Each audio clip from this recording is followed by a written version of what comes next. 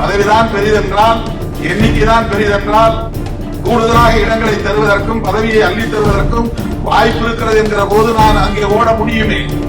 இவ்வளவு விமர்சனங்களையும் தாண்டி திராவிட முன்னேற்ற கழகத்தின் தலைமையிலான கூட்டணியில்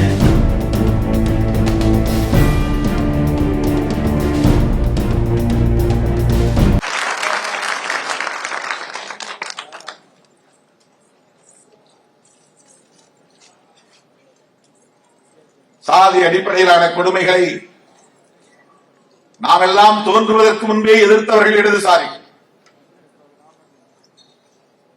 வெண்மணியில் நடந்த போராட்டமாக இருந்தாலும் சரி, வாச்சாத்தியில் பாதிக்கப்பட்ட பழங்குடி மக்களுக்கான நீதி பெறுகிற போராட்டமாக இருந்தாலும் சரி, அந்த நாளில் இருந்து அந்த நாள் வரையில் அம்பேத்கர் இயக்கங்கள் போராடாத களங்களில் இடதுசாரிகள் போராடி இருக்கிறார்கள். எனவே இடதுசாரிகள் முற்போக்கு சக்திகளாகவும் நமது நட்பு சக்திகளாகவும் இருக்கிறார்கள் என்பதை புரிந்து கொண்ட காரணத்தினால்தான் எந்த ஆதாயமும் இல்லாமல் அந்த களத்திலே நாம் இருக்கிறோம். ரவிக்குமார் அவர்கள் தமிழ் மண் இதழிலே ஒரு கட்டுரை எழுதிய போது பெரியார் குறித்த சில விமர்சனங்கள் வெளிவந்தன.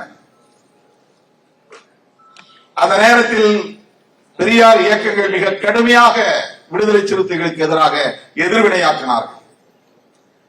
சில அம்பேத்கர் இயக்கங்களை தூண்டிவிட்டு என்னை ஒருமையாக்கினார்கள். இதே மதுரையில் இன்னொரு இயக்கம், அந்த இயக்கத்தின் தலைவர் ஒரு அரங்க கூட்டத்திலே என்னை வாடா போடா என்றெல்லாம் பேசினார்கள். நான் எழுதவில்லை, ரவிக்குமார் எழுதிய எழுத்துக்கு. அந்த எதிர்வினைக்கு பிறகு நான் ரவிக்குமார் அவர்களை அழைத்து எழுத வேண்டாம் என்று சொல்லிவிட்டேன். அவரும் நிறுத்திவிட்டார்.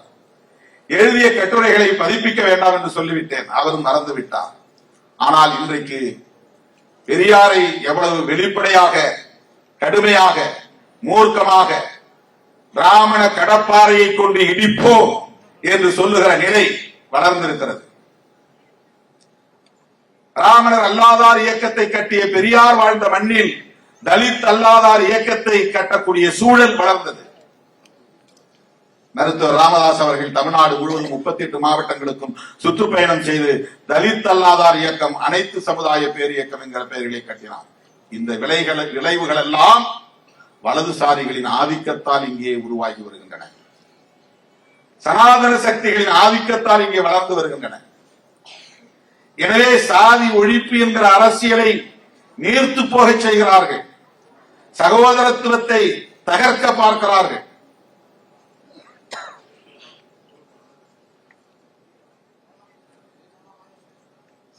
உண்மையான தமிழ் தேசியம் என்பது சனாதன எதிர்ப்பில் தான் அடங்கி இருக்கிறது.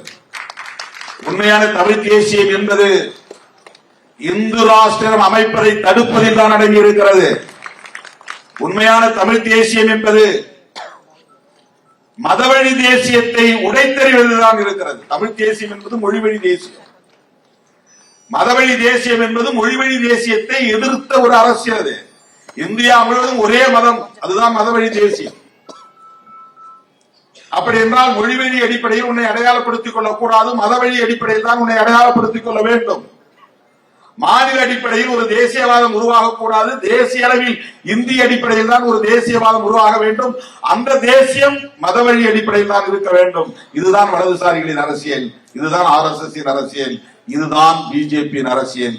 அதனால்தான் நாம் பெரியார் என்கிற ஆயுதம் தவிர்க்க முடியாததாக உணர்கிறோம். புரட்சியாளர் அம்பேத்கர் என்கிற ஆயுதம் காலத்தின் கட்டாயம் என்று நாம் கருதுகிறோம், நம்புகிறோம். ஆனால் அந்த பெரியாரையே நாங்கள் இல்லாமல் ஆக்குவோம் என்பது எவ்வளவு ஆபத்தான ஒரு அரசியல் என்பதை எண்ணி பார்க்க வேண்டும்.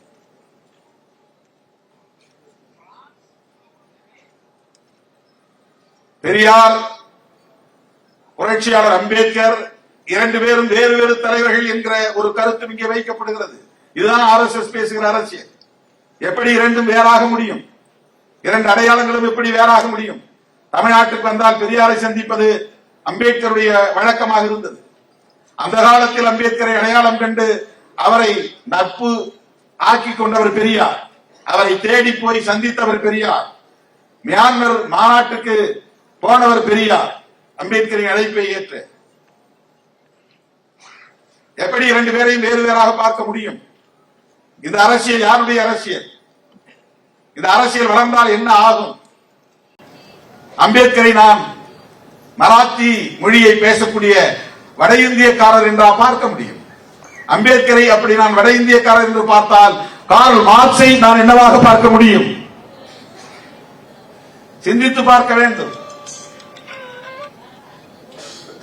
இந்த புரிதல் எவிடன்ஸ் கதிர் அவர்களுக்கு உண்டு. நான் எடுக்கிற தேர்தல் முடிவு வேறு, கருத்தியல் சார்ந்து நான் எத்தகைய உறுதிப்பாட்டோடு இருக்கிறேன் என்பது வேறு. தேர்தல் முடிவை கருத்தியலோடு பொருத்தி பார்க்க வேண்டிய அவசியம் இல்லை. கருத்தியல் தளங்களில், அதற்கான களங்களில் நாம் எத்தகைய உறுதிப்பாட்டோடு இருக்கிறோம் என்பதுதான் முக்கியம்.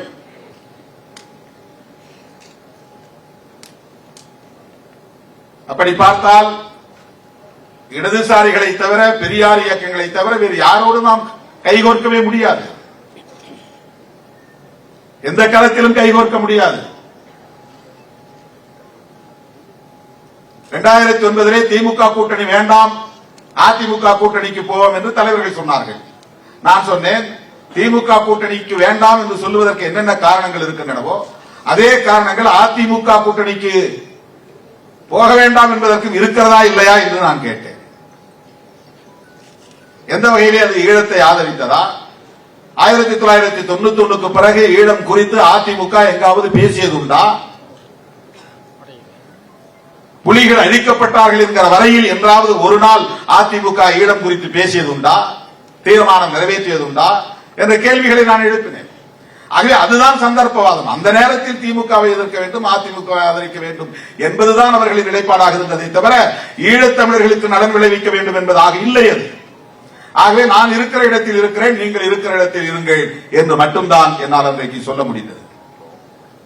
அந்த முடிவை அவர்கள் பார்வையில் விமர்சிப்பதை போல தலித்துகளுக்கு எதிரான வன்கொடுமைகள் வருகிற போது நம்முடைய எவிடன்ஸ் கதிர் போன்றவர்கள்